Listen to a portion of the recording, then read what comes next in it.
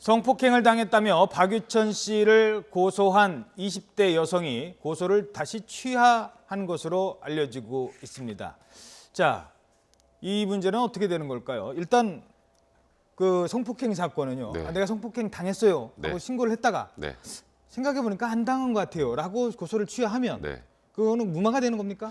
그러니까 이게 좀 복잡한 게 뭐냐면 예. 성폭행을 당했다라고 주장을 맨 처음에 했었잖아요. 예. 근데 어제 이렇게 하면서 고소를 취하했어요. 그러니까 나는 그 당시에 강제로 당하진 않았는데 근데 그 당시에 여러 사람들도 있었고 그 룸 안에 있는 화장실에서 성폭행을 당해서 이 사람이 나를 너무 쉽게 본 것 같다. 그거에 화가 났다라는 거거든요. 이거는 합의할 때 변호인하고 어느 정도 얘기가 좀 된 것 같아요. 왜냐하면 성폭행을 당했다라고 신고를 했는데 생각해보니까 저 안 됐어요라면 무고죄로 고소합니다. 오히려 그렇죠. 그렇죠. 무고죄가 여성이 오히려 네. 그렇죠. 근데 이제 무고죄가 무고죄 되죠. 빠져나갈 수 있는 정도 수준으로 말이 맞춰서 나온 것 같아요. 아. 그러니까 그 당시에 완전히 강제로 당하지는 않았지만 굉장히 기분이 나빠서 이건 성폭행이 된다고 생각했다라면은 이거는 무고죄에 해당이 안 되거든요. 그러니까 그 두 가지를 다 빠져나갈 수 있는 방법을 어느 정도 생각을 했던 것 같고 아하. 일단 어제 박유천 씨 측의 입장은 최초에 나온 보도자료를 보면 그 술집에 간 게 맞는지 아닌지 가서 뭐 성관계가 있었는지 없었는지 그런 부분에 대해서 전혀 얘기가 없었는데 예.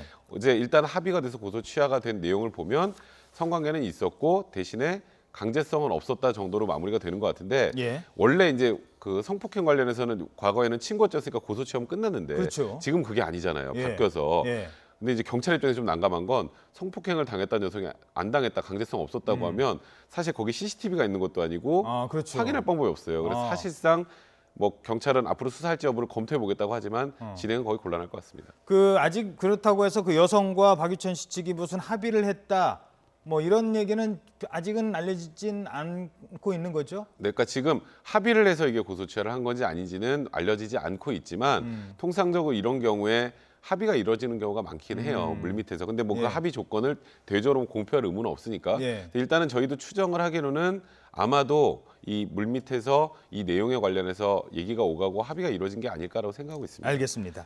하나 더 짚어볼 거는요. 아무리 뭐 박유천 씨가 이렇게 피해를 당한 측면도 있다라고 본인은 주장하지만 옆에서 지켜보는 제가 보는 측면은요.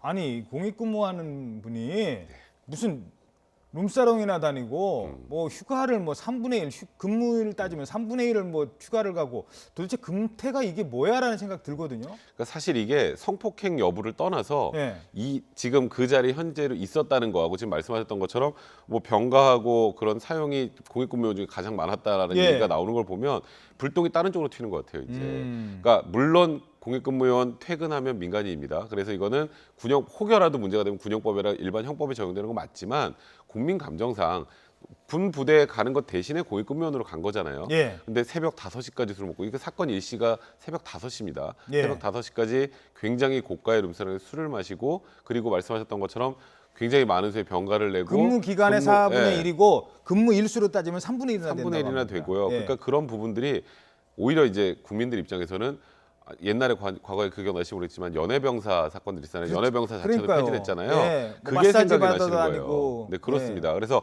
박유천 씨는 사실 성균관 스캔들이라는 드라마 이후로 굉장히 깨끗하고 성실하고 모범적인 이미지였다가 예. 이번에 이미지에 엄청나게 큰 타격을 피할 수 없을 것 같습니다. 알겠습니다.